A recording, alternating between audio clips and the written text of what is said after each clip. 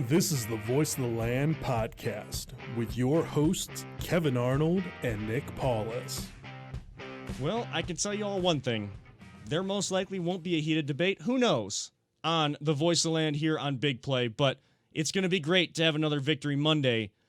You know, after hearing the end of the postgame on CBS and them talking about that Heisman commercial and how Charles Woodson always tells Baker that, or they talk about how he can't perform unless he's under pressure, can't open that door unless he's getting some pressure and do anything else. I was harsh on Baker last week. I may have to bring that back out this week and have everybody keep going, because I'll take Baker responding that way out there on the field. That's for dang sure. But you are tuned in to the Voice of the Land show here on Big Play. I am one of your hosts, Kevin Arnold. Alongside me, as always, my brother, Nick Paulus. And behind the proverbial glass, wow, words are hard. It has been an exhausting week, and I know you know a lot about that, Paulus. It has been an exhausting week for sure. But our producer extraordinaire behind the proverbial glass, Peter Tellep. We are partnered with Web Streaming Studio by LPV. And our sponsor here on the Voice of the Land, DP Construction LLC.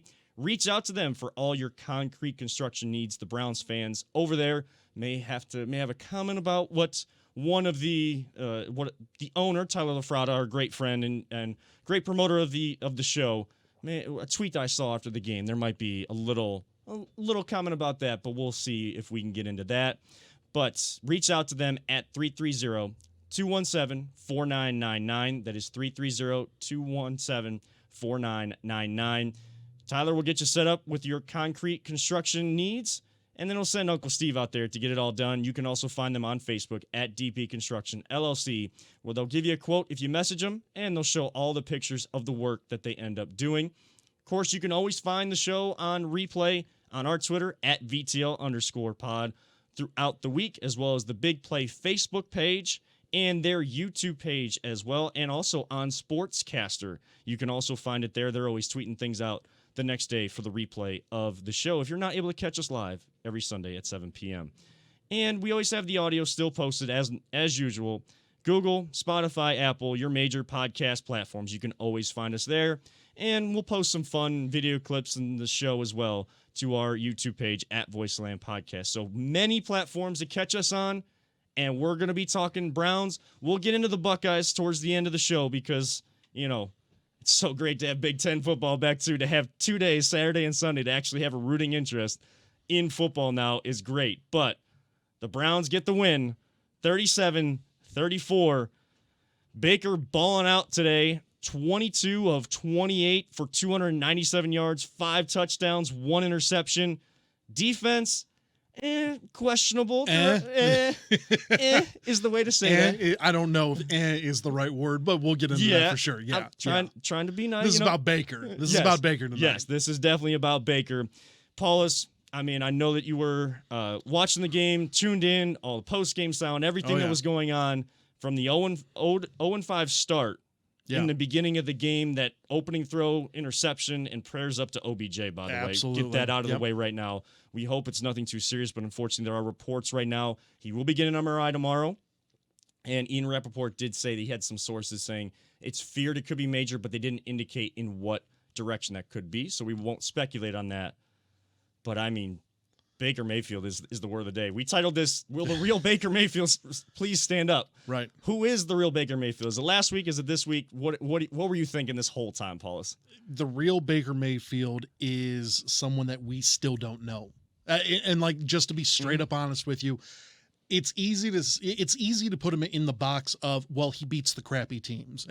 Cincinnati has been awful for the last 3 years. Okay. That's, with Marvin Lewis and now Zach Taylor, they've been terrible all the way through. They finally have a quarterback. Joe Burrow is like, if you didn't know who Joe Burrow was already, this dude is by far he is, I don't want to rank the quarterbacks in the AFC North. I don't want to do that today. Like, let's move past it. But I'm telling you right now, people, Joe Burrow is the truth. And like, he's going to be winning some MVP trophies. I guarantee you he's going to be winning some MVP trophies. I don't know if the Bengals can get him to the Super Bowl because the Bengals are typically a very cheap organization, and they really the Brown family really doesn't want to go out of their way to pay to get anybody there. That's why they have to be excellent at drafting, and so far they've knocked it out. They knocked it out of the park on some of the stuff. Once again, Joe Burrow, Joe Mixon, Tyler Boyd. I mean, AJ Green is still even producing. T. Higgins. As long as he doesn't lose his cool and start throwing punches. Yeah. He's pretty solid too. They have no defense. They have nothing on that side of the ball. I don't know if Zach Taylor's the coach, but whoever the next coach they get is probably going to lead them to the playoffs. That being said, this isn't a Bengals podcast. This is not, we are not from the city of the Queen City. Queen right. City. We are not from the Queen City. We are from the land. And this is all about Baker. Baker balled out. You asked me about the 0-5 start. I was MFing. I was straight up MFing Baker. I mean, you lose Odell on the first pass intercepted. He goes out with the injury. Once again, prayers up to Odell. Yes. Prayers to JC Treader. JC Treader might be the toughest dude on the planet. Him or Jarvis. really, yeah, for sure. But they are just tough dudes. Yes. And like Jarvis likes to say, it's contagious. Always being out there, it's contagious. You got to fight through the pain. You got to fight through all of this, different things that are going on for it. And I'm telling you right now, and I was at the studio cutting up sound with Jordan Climack, one of our buddies. He was on the Draft Day podcast that we had as well. So shout out Jordan. But I mean, we were going back and forth. We were God, no, just hating everything, hating life. And then we got life. It's second quarter on. Baker was unfreaking believable. And did he have a couple of gimme touchdowns and stuff? Yeah, sure. Harrison Bryant balled out today. Harrison Bryant shows that he is the future tight end of the team. I love Austin Hooper, but I'm telling you right now, the dude that's going to get paid next time, it's going to be Harrison Bryant. That dude is for real. And Njoku came up with a touchdown. Great. Yeah, but lost him. I'm telling you right now, I think that's his last touchdown with the Browns. Really? I think we're going to move on from Harrison Bryant proved today that we're set. We're set. We don't need that distraction out there.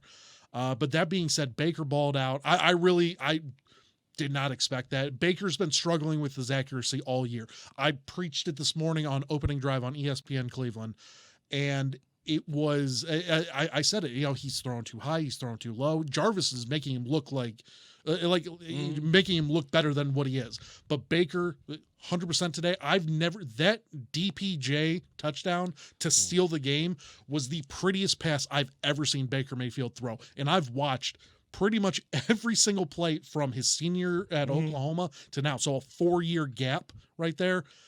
By far the prettiest throw that I've ever seen him make in crunch time. Just unbelievable. I know it's Cincinnati, but we're 5-2.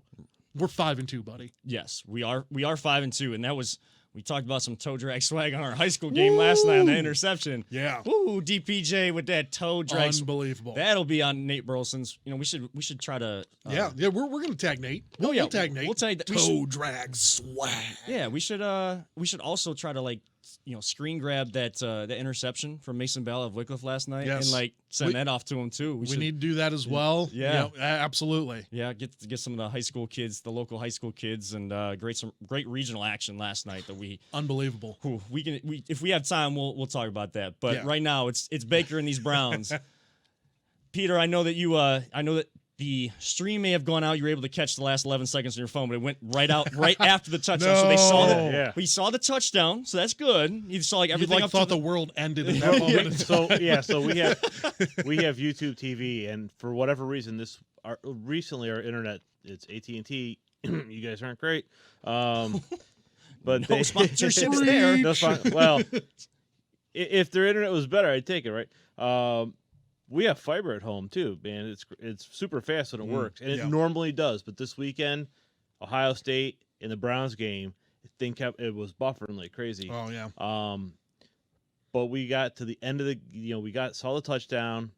We saw the missed extra point, and then right before it goes to kickoff, it just freezes, and it's just sitting there spinning. I'm like, what the heck? Thanos snapped that cable out. And so I'm like, oh, go reboot the router and all this stupid stuff you have to do, and I'm like, I check my phone, and I'm like, okay, it's the final. It says the final. I got the final score. So then I pulled up on my phone, and Jacob and I sit there and we're watching it on my phone just to watch like what happened and to see that last Hail Mary. The helmet. I thought AJ God. Green was going to pick it. It was right there. It was right there for the taking. Oh. I don't know why he probably lost it, in the air because it did get slapped up, and it was right there. It was. I was dying as soon as he threw it. I go, that's definitely long enough. It's gonna be there. Burrow's got the arm. Burrow's got that arm. Oh yeah, he does. Yeah. Again, Burrow is the real deal. Yeah. But Peter, kind of your thoughts on Baker's Day. We talked about at the top, and I know I went in on him a little bit even more than others on this show last week, but a lot of people went in on him. He said he doesn't give a damn about what other people say, and he clearly showed that today. Yeah. And, kind of didn't really acknowledge the questions post-game at all. Where are you at with Baker Mayfield? Who is the real Baker Mayfield? That's a good question because, honestly, with that first interception right at the beginning of the game, man, I got that sinking feeling that, like, oh, no, here we go again. It's like the Browns again. And the way he came out after that, I think the rest of the first half was slow. But the second half, Baker Mayfield, if we could see that every half for the rest of the season, I think we're going to do really well because he was, like you said before, Nick, his accuracy in the second half was unbelievable. Right. And he made some really tight throws, and I'll take that any day. I was going to say my favorite thing is that you were talking about it. He went 22 of 23 in the second half. Yeah. Or, from the second quarter on. Right. What was the only incompletion? Spike. The spike. They had no timeouts. Literally the spike. The perfect play. Exactly. It's the greatest thing about this win today. And once again, it's against the 1-5 and 1 in Bengals now. I get it, people. But you had to come back. You're gonna get into dogfights like this. We had talked about it on CVC TV. Wycliffe, going up against the Vikings, and it was a dogfight for for the high school team.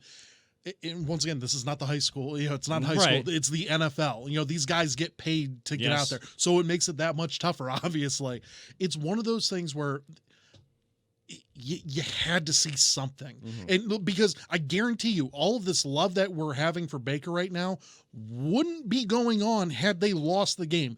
Even if he got it down there and threw an interception to end the game, like the national media would rip him to shreds, even for having 4 touchdowns at that point in time. Right. But it'd be 4-2, and everyone would just be, oh well, you can't beat the Bengals, you can't do that, you can't. Come on, stop it. Just stop it, because we're ascending, and we need to talk about that. Right, and you still need to see it against the good teams. Absolutely. But one of the criticisms about Baker is, can he be the guy in the fourth quarter to actually go win you the game? He checked that box off. Those players on the other side get paid like everybody else. And again, I know it's the Bengals, and you have to kind of temper some of the love. It's not that I'm going to trash Baker or anything like that. I kind of joked at the beginning, but who the real Baker Mayfield is, it needs to be the guy we saw. And it's not going perfect throwing. 65 to 68% completion percentage per game, that type of guy. Giving your receivers and your playmakers a chance to go make a play. Not every throw was perfect.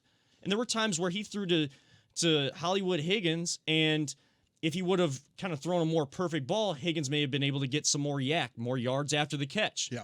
But he's kind of falling down on the ground. He's making a good catch. But that also builds Baker's confidence. After that deep throw, what they should have done was what ended up happening in the second quarter. It wasn't great on that drive. He was 5 for 5, but it wasn't like these deep throws or these dropping dimes like he was as the second half went on.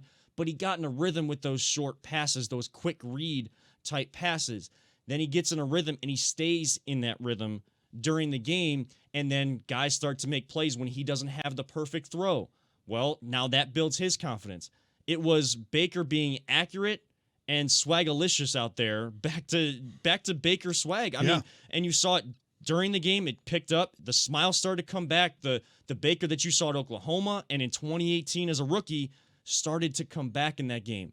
And people can downplay it all they want throughout the week that he beat the Bengals. Guess what? I was fearing that he was going to have 4 touchdowns, 1 interception, and that defense wasn't going to allow him to come back on the field to make a play should the Bengals score like they did. Yeah. And he had a 1:06, and he even said it after the game to CBS that, while OBJ went out, OBJ told him, go be great, and he was hearing that on the sideline. And guess what? He did, because he did block out the rest of the noise, and he just went to go show what Baker is. That needs to be the Baker. Again, it's not going to be perfect every game. Nobody is perfect. Nobody expects that from Baker, by the way. But you should expect that kind of accuracy, making the plays, giving your playmakers a chance on your throws, and going to make the plays when they need it to happen. If it's on your shoulders, you need to show that in that moment you can be the guy. So the next step in progression to kind of build back from the bumbling Freddie Kitchens version of Baker Mayfield last year to who we've kind of seen to get to 5-2 this season, and not the guy we saw last week in Pittsburgh or the guy we saw in the opening game against Baltimore when it matters most, is to be that guy in games like that matter in your division, that matter against playoff caliber teams like you're trying to be, and do that in that moment. That's the next step. But you can't just downplay the fact that he did it today against the Bengals. People have asked him to do it, and he did it. Yeah. And I 100% agree with you. I did want to get into some of the stats. I know you have some stats. I have some stats. So we definitely need to talk about this because, once again, Baker does extremely well against Cincinnati. Okay. And once again, that is one of the boxes that he is in, by his own default, essentially, because it just is what it is. He balls out against Cincinnati, which isn't a bad thing because they're in your division. You get those division wins. For years, we didn't get those division wins. Right. But Baker is 5-1, as of now. The only loss came last year, the very last game of the year. That was Freddie's going away party. Thank God for that. And, so 5-1 with 17 touchdowns to 7 interceptions. Okay. That is fantastic. And as of right now, we were talking about that going into, after this game, his, sort of offensive output right now, I mean, he has 15 touchdowns now to 7 interceptions. More than a 2-to-1 back. That 2-to-1, and you and I talked about this at the very beginning of the year. Having a 2-to-1 interception to touchdown ratio is exactly what we were looking for. Like we would take, the 24-12, touchdown to interceptions every freaking day. And that's all we're looking for, Baker. We're not asking for the moon. We're just asking you to limit the turnovers. And what happened today? We won the turnover battle and we won the game. Was it a dominant win? No. Was I expecting a dominant win? I'm not going to lie to you. Absolutely. I really thought that we were ripping off a couple of really nice runs with Kareem Hunt, and we never really got the running game really going. Right. So that bothered me a little bit, but that being said, Baker had 5 touchdowns. That doesn't matter. You win the game, and hopefully your franchise quarterback balls out. And whoever, I don't care. Everyone keeps saying it, Cincinnati, whatever. I don't care. Ball out against Oakland next week, and that was his focus in the post game. He literally just looked right into the Zoom call and he was like, it doesn't matter. Like, yeah, we had a good game today. Okay, cool. We're on to Oakland. And then we have the bye week. Because I said it last week too. I say it all the time. I'm going to say it on this show. Don't worry. You can correct me. I do that. It didn't even register to me because I'm like, I do that, and then the Chargers, they will always be from San Diego to me. Yeah. So I finally started coming around for the Rams to be LA, but that even took a little bit before I stopped saying St. Louis. And I only brought it up because I've been so self-conscious about it because I had a few people bringing up that I said Oakland last week. Right. When we were talking about, they still could go 6-2 and they have that opportunity right now in front of them, but against the Las Vegas Raiders, not the Oakland. I said it, so it's just been on my mind. Like it's just that one thing that people talk about to you, and they're like, oh, don't say it, don't say it, don't say it. I'm gonna say it. Don't worry. Of course, I'm going to. No doubt, no doubt. But I mean, you said it perfectly. I mean, yes, he's put himself in this box, but and again, it's not going to be he's not going to be 22 of 28 or go on this streak of like 21 straight completions and be 22 of 23 in every game or have 5 touchdowns in every game. But if you're 2 touchdowns to 1 interception, 3 touchdowns to 1 interception, he's a gunslinger. He's going to throw interceptions. I mean, that's the thing. It's interceptions at the wrong time has been his thing, and especially last week and what could have happened this week, the first throw of the game. Last week it turns into a pick 6, and they're already up 10-0 before you even really get yourself acclimated to the game. This week you throw a pick on the first play. Odell, again, doing all he can for the team, going to tackle the guy and unfortunately getting injured in that case, and hopefully he's going to be okay. But we just need to see this Baker being the real one and not the one we have seen last season and in 2 losses this season. Yeah. And you look at this offense, I mean, they scored 37 points today. Could have had 38, but I know you got a story about Parkey's missed extra point. I do. I'll get you there in 1 second. But in wins, they're scoring right around 37 points a game, 37.4.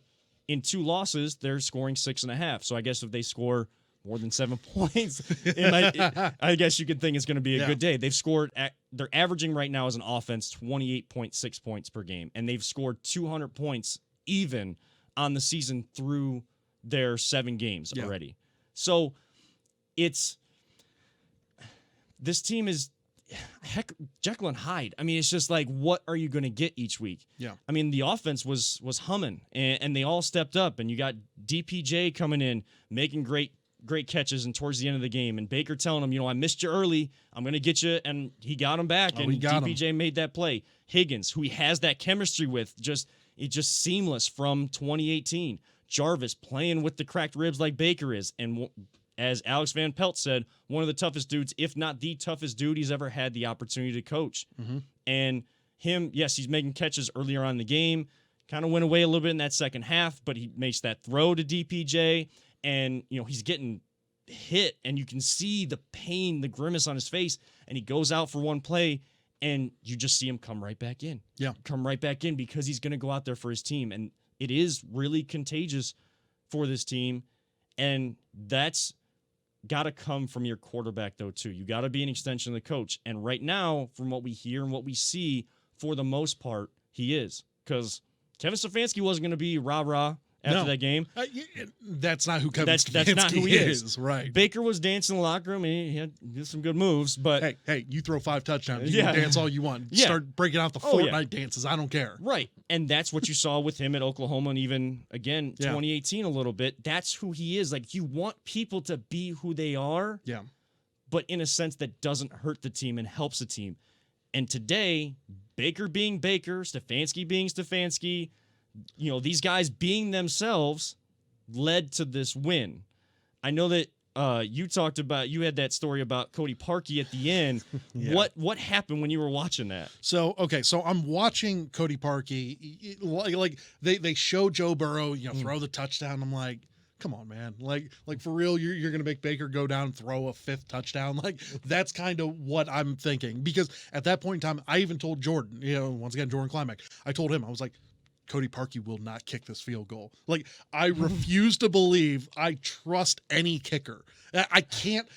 My wife will tell you, Kelly, I love you. You know what I'm about to say. Never trust a kicker is like the Paulus motto, okay? Because I'm telling you right now, all they do is break your hearts. Unless your name is Adam Vinatieri, you will break my heart every single time. Phil Dawson, did he break your heart? Sometimes he did. Okay. But once again, we love Phil. Phil is Das Boot. So he gets to be a part of the exception with Vinatieri, right? Okay. Vinatieri and Phil Dawson. Okay, that's it. All right, that is the list right there. But yeah, so Cody Parker, I see him getting warmed up on the sideline. The only thing that I think of, obviously, double doink. The Chicago Bears, the double doink. It was a 30-something yard, like a 37 or a 43-yard field goal, an easy, winnable field goal. But the pressure got to him. And I know there's nobody in the stands. I know that It is what it is, but you never trust a kicker. And Baker had the same mindset because there was a clip of him in postgame. They go, he's talking to Case Keenum, and he's like, no, I kept hearing, people say, hey, we just need to get to the 30-yard line, and then we can kick the field goal. He's like, no, screw that. I'm going to go and score a touchdown. And that's what you want to hear. And as soon as he got the touchdown, I just go, he's going to miss the field. He's going to miss the extra point because it always happens. And what ends up happening? He misses it. I look over at Jordan. I go, I told you. I told you. So. and just thank God we didn't put it in Cody Parker's hands. Right. And that's I think that's the only missed, opportunity that he's had so far with us in the 6 games that he's been with us now. So he's been doing well. I'll give him that, but the bar's not too high. Don't miss the extra point at that point in time. So I know that it wouldn't have made the difference, or it didn't make the difference, but I'm telling you right now, anything can happen against the Browns, and you never trust a kicker. Right, and anything could have happened at the end of that game, too. I mean, yes, they only had 4 seconds, so they never had a chance. Right. Based on where the ball was and the amount of time and no timeouts, they didn't have a chance to make one play and get in field goal range to tie it up. Luckily, because wisely, Mike Prefer, the special teams coordinator, and Cody Parker put that one across the ground, forcing an up man to actually run it back. Now, they got a little bit further than they should have, but, that took 7 seconds off the clock and forced just one big throw. Burrow got a big arm. He does. And they almost converted that, but it's, yes, that extra point doesn't come in, but you don't want to see that maybe get into his head moving forward either. And I don't think that it will. No. You win the game, you move past it. But that's where we are. That's where we are as Browns fans. I know. I know where we are. But I always have images of, the Dwayne Bowe, or I'm sorry, not Dwayne Bowe. Why can't I think of his name? Dwayne Rudd. Yeah. Dwayne Rudd. Whenever they sack Kansas City, the helmet toss, there's 0 time left, they're running around on the field. That's the type of stuff that is ingrained in me as a Browns fan, because they were nowhere near in field goal range. Obviously, they're running all around. This is 2004. They're running around everywhere. The camera's trying to figure out who has the ball, and then they're like, okay, the game's over. The Browns win. Yeah. And then they're like, hold up. Dwayne Rudd throws his helmet. Let's move him up 15 yards, and then it gives them the opportunity to kick a 50-yard field goal. And then what happens? Obviously, that kicker makes it. So, it's just one of the those. other kickers make them. Never trust a kicker if he's on your team. That might be it for me. So, yeah. Oh boy, I don't want to go down that road, but I guess that kind of harkens though back to the point that we're kind of making though here of the comment that you heard Baker make in post game is that he told everyone he's hearing we have to get to this line, and Cody Parker, we feel comfortable him tying this game up and we go to overtime with our offense humming along like it is if we can win that coin toss, get out there on the field. He's like, no, I'm just going to go win this game. We're just going to go win this game. And that is the quarterback mindset in the most important position in all of sports. That's the mindset you need. And anybody listening out there and watching us right now, if you have any thoughts, who do you feel like is the real Baker Mayfield? Did we see him today? Did we see him last week? Is there something in between? You can comment if you're watching on the Big Play Facebook page or our Twitter page as well. Paulus and I have that up. Just want to let everyone know we will be getting a phone line soon. We're not releasing too much details on that because we don't have that set up just yet. But if you have comments, you have questions for us, you can reach out. We are keeping track of all of that right now, so we can talk about those things as well. I can't wait until we have callers. Oh, it's going to be so much fun. And I don't believe we have a bleep button, so just be careful. We try and keep a clean show here, folks. But if you get a little rowdy and you want to call in, go right ahead. We run a professional broadcast here, we try. We try. That's why the sarcasm was fully embedded there. What's the over/under on amount of calls we take before we get the first drunk caller that says absolutely nothing? Is that a point? Is that a point five? The first call, it will be Tyler. It's probably going to be Tyler or one of our buddies. So it's but no, we really can't wait for that. It's going to be a lot of fun. Hopefully coming here soon, and we'll get that already. But yeah, no, it's going to be a good time. Or if you're tuning in right now and you just want to say hi, you can do that too. Go right ahead. I'll just skip through that comment though, because I'm not going to say that.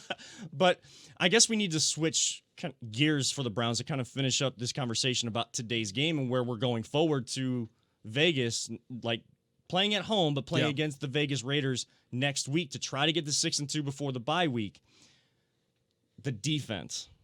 They get the 2 takeaways in the first half and, kind of kept the team in it to allow Baker to find a way to get in rhythm.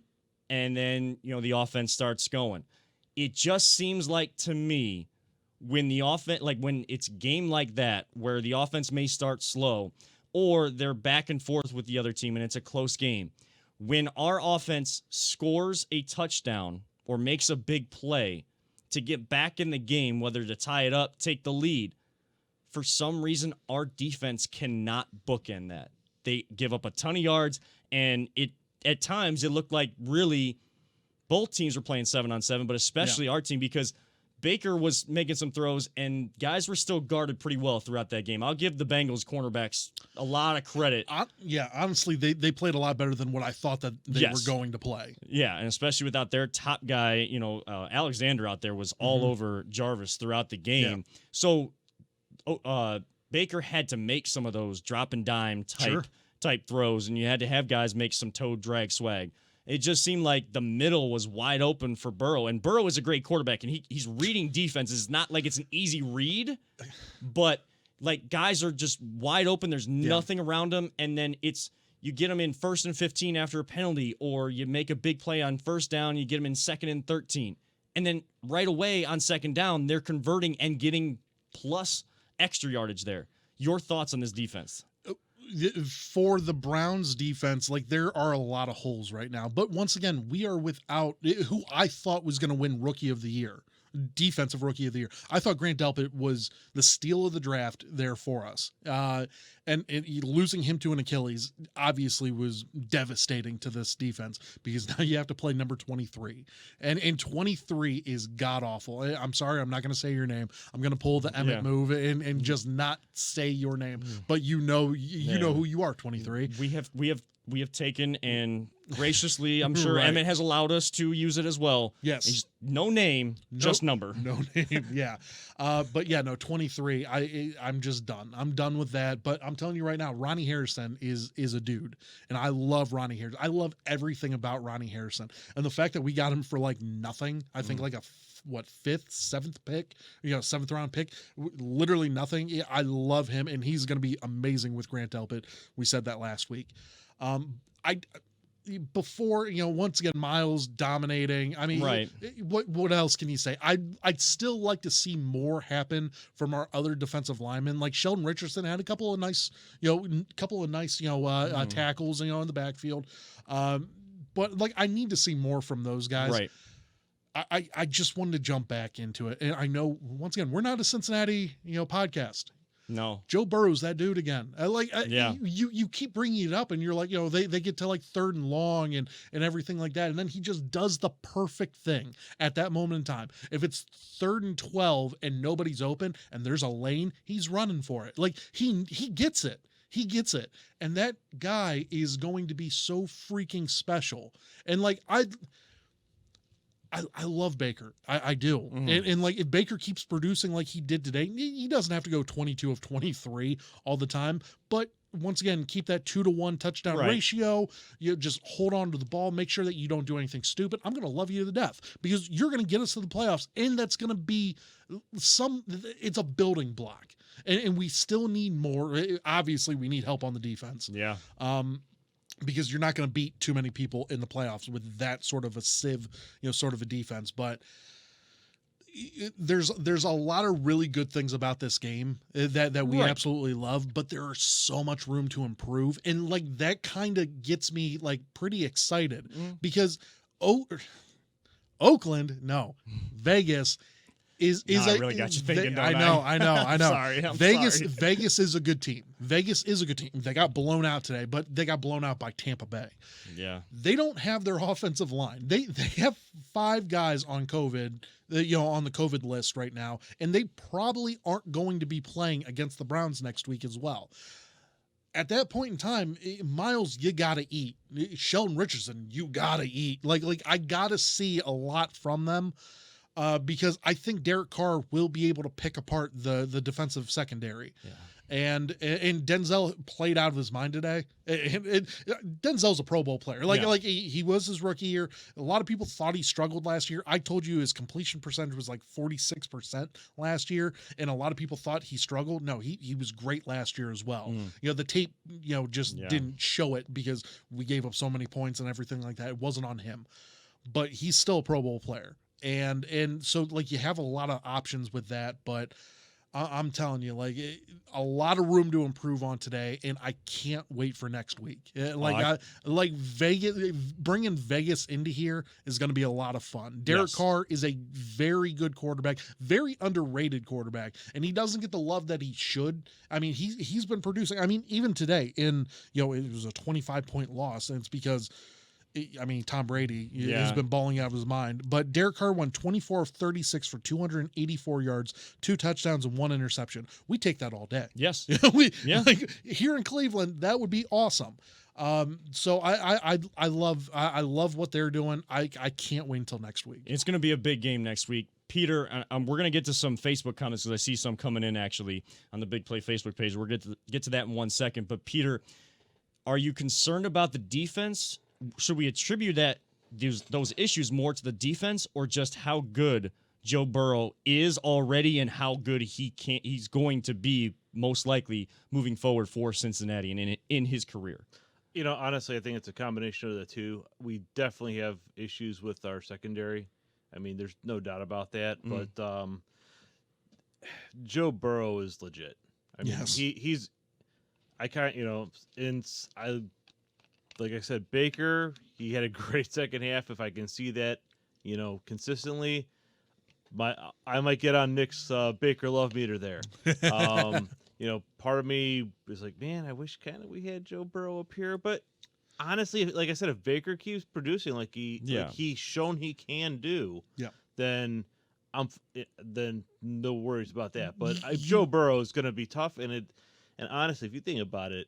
Look at the 4 quarters we have in our division. Yeah, it's ride crazy. with the guy that got you there. Yes. And Baker is a number 1 pick for a reason. And I put out a stat this morning comparing him to Gardner Minshew. And Gardner Minshew does have better numbers going into this week. He had better numbers than what he was. But Jacksonville was looking to bench Gardner. Because they said that it was poor play. And I'm comparing the stats. I'm like, he's beaten Baker in completions and yards and all of that. But that being said, Baker, we're gonna give him the final 9 games, including this one today. Today was a great step. Yep, it was a fantastic step. But you do have a couple more opponents down the road. Once again, Oakland. God, every time. Las Vegas is a very good team. They are definitely a playoff potential team. We still have Tennessee. We still got Tennessee. We still got the Ravens again. We got the Steelers again. We got a lot of bigger opponents down the road there for us. We got a couple easy ones. We got a couple of New York teams. I can't wait. Back-to-back weeks before we have the Steelers. But games you got to win because Buffalo only beat the Jets 18-10 today, and Buffalo's supposed to be I think Buffalo could have beat them with their C team. I'm talking guys off the street. But I'm just saying, find some guy at a Buffalo Wild Wings and be like, hey, you want to play offensive lineman for us? Yeah, sure, why not? But I'm just saying, Buffalo has who people consider one of the dark horse MVP candidates, and Josh Allen as quarterback over there. And yes, they won, but you're kind of playing around and kind of taking them for granted. You can't take it for granted, especially at that time of the year. Yeah. If they're 0-for by that point, you better keep them 0-for. If New York Giants are 1 or 2 wins in, you better keep them right there. Those are the kind of games you have to get to add to your win total. Yeah. And then try to use this momentum into the games against better teams like this week. Could you imagine us clinching against the Jets and having to hear what Colin Cowherd would have to say about that? Like I That's know another name I don't say. we don't say Colin Cowherd on this podcast. You know, the man who has no name, basically. Voldemort. Voldemort, yeah. But I would absolutely love that. You know, like they steal the number 1 pick, and then we seal playoff. You know, berth. Like that would be perfect. Right. I mean, I guess just to finish up the defensive conversation, though. I do have issues with it. While Burrow is that dude, and I think he's going to be that dude, and people have said that Baker's the 4th best quarterback in this division. Peter, you brought it up. I mean, how good are the quarterbacks in this division? Right. Like, what does that say about the quarterbacks in this division? When Ben's only around for so long, and like for some reason, those Steelers, like the Steelers front office, is in love with Mason Rudolph, and I don't get it. I don't. And like I the don't Steelers fans don't get it either. So like, until they get somebody else in there, like I know Ben's here for this year and maybe next year. Hopefully not. You know, hopefully he just rides out. You know, it rides out on the sunset, you know, with a divisional loss or something like that. That'd be awesome. But I don't see it happening. I think, like, if they lose this year, he comes back. Yeah. I mean, you look at New England, it took them a long time. Like, they just benched Cam Newton. Yeah, they never went around to really trying to get that guy. And then who they thought was that guy in Jimmy G, they trade him all off to San Francisco. They have to play today. Yeah. You bring in Cam Newton. He started the season pretty well, and now he's struggling in that Bill Belichick offense, and you bring in Jarrett Stidham, who they didn't want to play at all anyways. But in terms of the Browns defense, though, you faced a rookie quarterback today. You couldn't change up looks like Baltimore and Pittsburgh and those great defenses are able to do and really frustrate even good rookie quarterbacks. And then you got Derek Carr, who's been hot all season long, coming in here. While Burrow is that dude, there are a lot of holes that need to be filled up, and one that needs to be changed completely is number 23 on the back end of that defense. While he is a veteran and they talk about him being a vocal leader for this team, he cannot be on that field. He cannot. It needs to be Ronnie Harrison, and it needs to be anyone else. Sheldrick Redwine. I mean, Redwine has his deficiencies as well. Yes. He's still, but he's a good, he's a solid up and coming sort of player, and I like his development. And apparently, like as a team leader, like even though he's a young player, apparently he is without a doubt one of the team leaders in that locker room, which is great to hear. Yeah.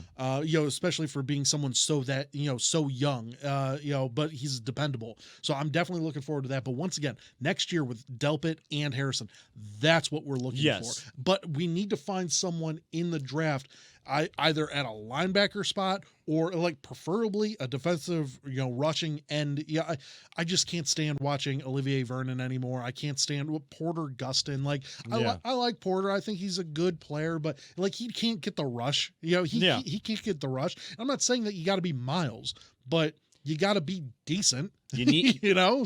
We've said it so many times on this show that you need someone else on the other side that teams have to game plan for along that offensive line so that they can't just focus on, and that's what happened to Miles today. After he got those 2 sacks, they really honed in. Even as they brought in the substitutes, they were really chipping, using anything they could, 2-3 players on him to not allow him in because they knew that no one else could come get Burrow. And they kept trying that corner blitz, and Cincinnati started picking it up pretty well, and there's guys wide open, and we didn't make an adjustment. Like, that's my other frustration from today. I get you're going to pressure a rookie quarterback, but if they start to adjust to it, you need to adjust back and try to stem the tide of his rhythm that he was in. Someone's got to do it. It wasn't going to be the Bengals defense. Let me just put that out there right now. It needs to be the Browns defense because they are trying to get on a track to go into the playoffs and making some noise and really getting on the right track and building that culture this year.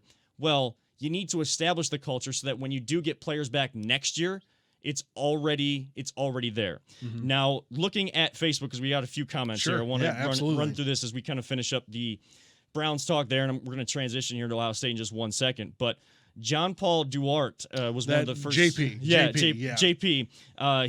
He said that Tyler Baxter Lafrada is going to be the first caller in, the first drunk caller we have. That's his brother-in-law. Okay, JP's a real good dude. JP, hey, how's it going, buddy? And he's asking, where can I get one of those shirts too? Well, that is something that we we'll pull it down a little bit. There we go. Voice of the land. Yeah, I did need to talk to you about that. We got actually a bunch of people really want these shirts. Yes, they're hot sellers, folks. Yes, So we're working on that. Yes, More details to come soon is how I can answer that question for you. To let everyone know, we got a phone coming. Yes. And we got some T-shirts coming. Yes. So, like, keep it posted. Maybe we'll get like a coffee mug or something like that too. Maybe. Yeah, I mean, if there's Woohoo. and if there's a T-shirt sponsorship out there, and you want to like help make the like you got this, and you want to help us get artwork. GV. I'm sorry, I got to do it every single week. You better tag him on this. Absolutely. I will. We'll pull this clip and we'll No doubt. We'll No tag doubt him. we will. Jana Fenstemaker, shout out to her, my girlfriend. She's actually saying, can we get a poll for who will be the first caller? I think we're kind of saying Tyler right now, but that'd be interesting. Like, who would That would be a the good people one. that we know that probably tune in all the Yeah. time? Or like, is it gonna be? We could come up with a couple random names. one? Yeah, like Ooh. like some over unders or I like it. or I guess prop bets on like what you would put the odds on. We can talk about that and Yeah. talk about that next week. Absolutely. I think. And then Jake Ramke says that in terms of the question we're asking today, who is the real Baker?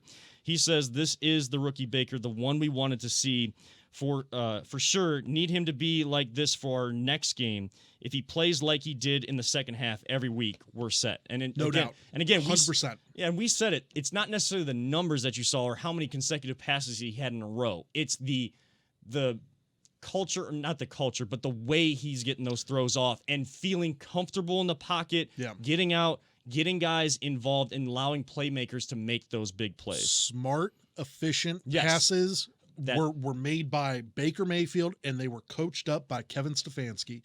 If you have that great combo, like, what does every Super Bowl team do? Like, very well. You have a good head coach, good to great head coach, and typically, 95% of the time, you have a pretty damn good quarterback. Yes. There's a couple of them, Elvis Gerback, and like there's guys like that. Okay.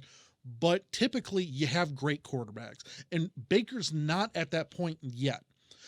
But he showed potential today, and that's all we're asking for. Yes, just show it and like bring it each week. Bring it every week. And I don't care who you talk smack to. I don't like you can dance all you want, Baker, as long as you're winning and as long as you're performing at a reasonable level. That's all we're asking. Within reason, I'm not Peyton Manning. Right. I'd love it, but I'm not expecting that. Within reason, Baker, whatever you need to do to be you and be the guy that we saw today to then keep being the dude for us. Like, we think Burrow will be the dude for Cincinnati. Yeah. Roethlisberger's been the dude for Pittsburgh. Lamar Jackson is the dude. Like, we need that dude in this great division. So, keep doing whatever you're doing, whatever you need to do with people talking things. Just be you. Be you. One final thing, I guess. APJ, always positive J, should be on that poll. Like, absolutely. That's one of those names we'll have to look at. Yeah, for sure. Yeah. So we'll he get co-hosted before, obviously, and definitely a great fan of the show, and we love to have you on again, AP. Yeah, we got people keep saying, I need that shirt. So here we go. Peter, appreciate that. So we'll figure that out. More details on the phone number and the shirts to come soon. So we call it a biz of tease for everybody. But switching gears here, more football. Ohio State get the big win yesterday. They opened the season.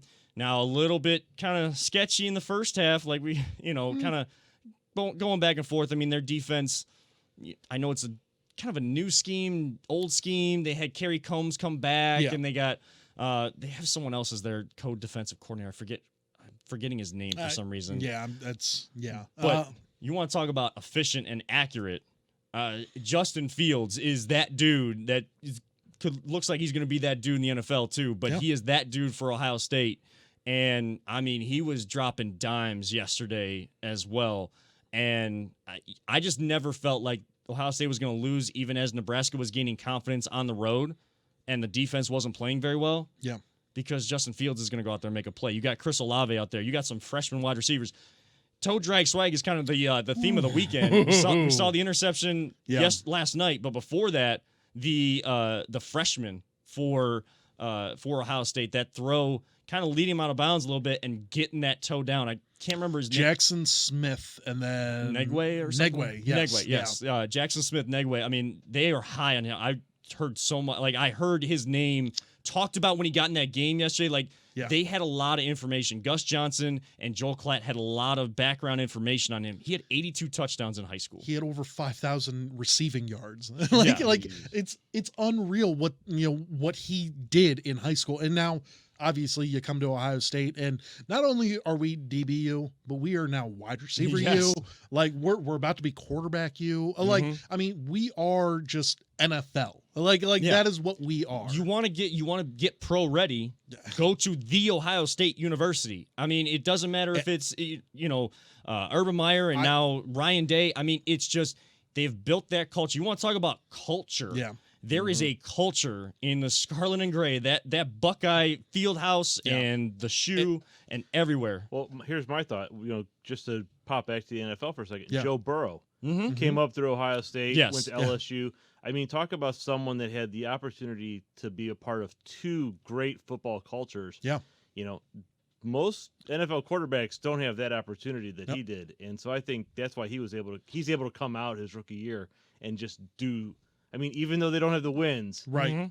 It's not on him. Well, it absolutely is No, not on no, Joe it's not Burrow. on Like, him. like if it's on anyone, I don't even want to get into that. Their defense is Right. awful. Anyways, And they also but- got to their last active offensive lineman had come in the right, game yeah. today. So, like, unreal. They're going to get him killed back there, and like that's sad to see. Hopefully, he doesn't get shell shocked. Yes. Sam Darnold is seeing ghosts. We don't need that. But getting back to Ohio State, 52-17, Nebraska, like you never had a chance. Like, sorry, like, hey, thanks for being so like, hey, we need to get back to football, and like they were as vocal, if not more vocal than anyone else. They threatened to leave the Big Ten. yes. To just play football. So like I totally get that. And thank you for doing that, and thank you for losing 52-17. For losing. But Justin Fields, like he would have been 21-21 had Chris Olave not dropped a pass. Yeah. Like and it is what it is. Because that was a beautifully thrown ball, too. Everything was beautiful But, about yesterday. Also well played by the defensive back, though. Like, because Sure. Olave had to go up in the air and get that coming down, I mean, he just came Right. straight down. Like, there was no, like, gathering of the feet or, bracing himself. Like, so I understand, but my only issue with Ohio State, and it's because I've been spoiled, and like we've seen J.K. Dobbins rush for 2,000 yards last year, and like so I am a little tiny bit concerned about the running attack, but it is against Big Ten defenses, and I'm not saying all Big Ten defenses are weak or anything like that, because we do have a couple of tough opponents. Penn State obviously clearly was overlooking Indiana the other day, and was that 2-point conversion good? Yes. Okay. Yes. I'm 100%. I'm not trying to start controversy or anything. It was but the I know, closest 2-point conversion like of all time. yeah. But absolutely. And just to see Penn State lose, it's more like we aren't. So We Hey-o. are prone to lose. nice. But yeah, I mean, so we have Penn State coming Yeah. up. It's going to be at Happy Valley, but no whiteout. Typically is the student section's going crazy. There's not going to be anyone there. So now it's just talent against talent, And not the same game day atmosphere, even though they're going there. It's not the same game day atmosphere It either. isn't, and that's sad. Yes, it does suck. Not to be able to see Corso and all the guys get together and all the kids in the background going crazy with it. But I am a little, and once again, I am a little concerned with the rushing attack. I thought Trey Sermon was going to ball out more, and he really didn't. Master Teague had a couple of touchdowns, and hey, that's great to see. But like, I was waiting for that big run, and it never happened. And maybe it wasn't meant to happen. Like we struggled rushing or running the ball against FAU for the first game last year. And then Dobbins had 2,000 yards, So, like, I mean, it's one of those things where maybe it's just the first game jitters. They had to get that out of their system. Yeah. And maybe they run for, 250 against Penn State next week. Yeah, I mean, that offensive line has to get things, like, they need to gel and get things together. Sure. Because at Ohio State, we talked about these guys are going to go pro. Chris Olave, who is one of the smoothest route runners and wide receivers I've seen at Ohio State or in college football in a long time, he's going pro next year. Absolutely. I mean, he's coming out. Justin Fields is going pro next year. Thank God Garrett Wilson stays. Yes. Because he's a sophomore, so that's awesome. Right, but you have the guys behind them, and you have the offensive line talent because you're getting 4- and 5-star recruits at Ohio State consistently from not just in Ohio, where there's great high school football, but across the entire country. But we know that as an offensive line, this is not an excuse or anything like that. You should be prepared if you're going to play at Ohio State. but it is going to take time for them to gel because I think Fields got sacked 4 or 5 times yesterday. He was getting hit a lot. Jake Ramke chimes back in saying that he thinks that Burrow learned. You talked about Burrow, thinks he learned more at LSU and Fields doesn't give him NFL QB. I would disagree with that because the Justin Fields that has progressed and what he has put attention to detail on in his game, being able to throw from the pocket and make those NFL type throws. I mean, he was throwing out routes that are difficult throws in the NFL and making them look easy. Yes, he's got great wide receivers, but he can make all the throws. And the guy that was campaigning for the season to come back and getting the whole movement going, one of the main reasons the movement got going to get Big Ten football back, he has it between the ears. He is a leader of men, of people.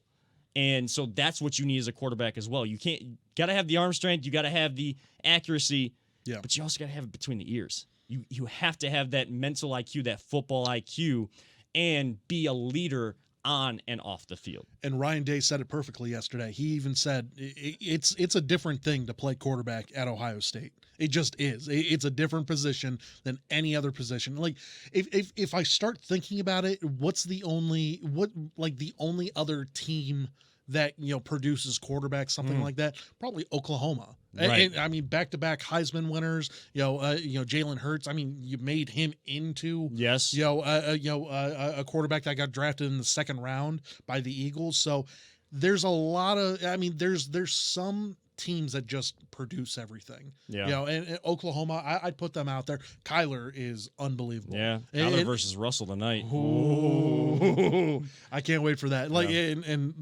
So can I. I can't wait for my fantasy team to do that as well. Because right now I'm only up 5 points. But I have them, Kyler and Nuke, and then DK Metcalf as well. So I should be okay. So you're hoping for like an offensive shootout. So but I'm going up against Russ though. So I'm trying to avoid that. But if Russ wants to throw to DK, I'm okay with that. So 2 touchdowns to DK, but that's all he gets. He only scored 14 points. That's it. Arizona gets 31, and all of points, it goes to Kyler. Yeah, to Kyler and Nuke. Yeah, that's the same stat line as Baker, and then you'd be set. Okay, I'd be set all there. Right. The other big Ohio State fan on this show, Peter. I mean, you watching that game yesterday. I mean, I know the cable wasn't great yesterday, but just kind of what you thought. Wasn't as bad. I was a little nervous at the beginning because Nebraska. I mean, they marched right down the field. Sure. And they just they had some rust on them, so they definitely did. But again, second half, totally different story. And that's the Ohio State football I like to see. And Jacob and I were talking about it. It's weird that we're at the end of October and this is like the first Ohio State game. This year is something else, I'll tell you that. So, but it was great to see football at Ohio State. So since the Browns lost, it's been one heck of a week, honestly, because I've gotten to, and I didn't really want to bring this up, but I will, and if we can clip this, I'm going to share this with all of my Wycliffe friends as well. But, as a big Wycliffe alumni, Wycliffe Blue Devil out there, getting a chance to call the football game last night and be alongside you guys and kind of share that moment with you guys. And then also had the opportunity to call the girls soccer sectional final win, an upset win over Independence, fellow Blue Devils there. Wycliffe actually lost them 2-0 in the beginning of the year. They won 2-0 this time, and they move on to the district semis against Chippewa tomorrow. Boys soccer team, they upset the fifth seed in their bracket, and they get now host a district semi because the 28 seed beat the 2 seed, I guess, too. So it's been a crazy year for sports. But kind of those wins, how great I am in Wycliffe soccer. Absolutely. Team I coach got 2 wins this week, so there's a little plug there. But I mean, Ohio State and kind of the moments that we got to share. I know you were at ESPN Cleveland and doing a lot of good stuff there. But I just wanted to share real quick that I thank you guys for all the opportunities and all the help that you guys give. And to all my Wycliffe friends out there, I mean, it truly meant a lot to me while I am professional, and I wanted to show LeBray and Wycliffe from both good sides because both great teams and had a long history together of, 3 playoff games against each other now. It was a true honor. I kind of teared up when the band was playing the alma mater and the football team was singing it because we are a small town and football has always been ingrained. I remember the last time Wycliffe went to a district final or a regional final. Yeah. In 1999 against Upper Sandusky. I think it was played in Mansfield or something like that. Chris Hoos, Corey Rojak, those guys running that same wing T offense. Like I was a kid that would just sit there in awe at those games. And to be in that same stadium and to be calling that and be progressing in a career and to share that with my brothers, that was a special moment for me. And so the Wycliffe soccer programs to be able to call that was girls that I've coached for so long. Sure. That was a special moment, and everyone that's reached out and want me to call the game tomorrow, I'm sorry, I'm going as a fan, so you're going to hear me in the stands, but in a different way than being a professional broadcaster. There's going to be a lot of Wycliffe blue and gold oozing out of me tomorrow at this game, but a true honor. And I thank you guys for all that you guys do for this, and we're having so much fun being a part of Big Play. We want to thank Dave and everyone over there at Big Play for being a part of this. Everyone that tunes in, you can tune in live every Sunday. We're going to do this every Sunday at 7, and we'll get that phone number and the T-shirts out there. Throw it around the table. I mean, any final thoughts before we get out of here? Baker was unbelievable today, and I'm so happy and thankful that we have the building blocks to go forward to face Las Vegas. So it is right at the there we go. I nailed it at the end. He'll mess it up next week. Don't worry. Oh, no doubt about it. But no, I am happy to see Baker do so well and to shut up a lot of people. The last thing that I posted, about that was if Baker checks out Twitter, he's going to see it be very bipolar. That's what I'm saying. Other people trash them, I guess. Just keep feeding them. Keep feeding. Just if you want to keep checking your, give them the Zeke Elliott. Yeah, exactly. keep checking those mentions, Baker. Yeah. Keep going with it. But no, I have great building blocks there for us for today, and we're on to Las Vegas. Peter, it's just a great weekend for football. Yeah, I mean, the Ohio State, great to see them back in action. That score was awesome. My biggest thing was, I guess Ryan Day apologized for scoring at the end. But come on, you have your backups in there. They want to gain experience. You got to let them be aggressive. And it's not like you left the starters in there. So right. I don't think there's anything to apologize there. The Wycliffe LeBray game, I mean, that was just a fantastic. Chase Forkamp is the real. I'm telling you, the real deal. More Division I teams need to give him a look. I'm just saying that right absolutely. now. It was just really a fantastic game, and that interception at the end. I mean, that was unbelievable. I went back and watched it last night on the tape because I'm special. I'm like, wow, that is a great clip. I'll grab a clip of that for you. Yeah, Kevin. we'll get that tagged. Toe drag swag. Yeah. Oh yeah, and then of course the Browns win today. Yes. So it's just a great weekend for football, and you know what tomorrow is? Victory Monday. That's right. So we're going to be enjoying that. And of course, if you want to keep the conversation going on what we talked about, who do you think the real Baker is? Is it today? Is it last week? Is it somewhere in between? Reach out to Paulus at CLE_Paulus on Twitter. Myself at KevinIn7 because I always come through in the clutch when it matters most. I had someone ask me about that actually. And, if you go to Game 7, the big names tend to show up. That's right. Game 7, two of the best words in all of sports, and the best players tend to show up in Game 7s. Guess who shows up in Game 7 when it matters most? This guy. And, of course, LPV Productions on all social media sites. You can keep that conversation going with Peter and everyone over there at LPV Productions as well. And reach out to Big Play. Catch all the shows throughout the week. They'll be talking about this game and the game against the Las Vegas Raiders next week. But that is going to do it tonight for the Voice of the Land, for Nick Paulus and our producer extraordinaire, Peter Tullett. I'm Kevin Arnold, reminding all of you fans out there, don't let anyone ever tell you it's just a game. And to everyone that tunes in live or on replay or wherever you listen to us, we truly love you all, 3,000. We will see you next week live at 7 p.m.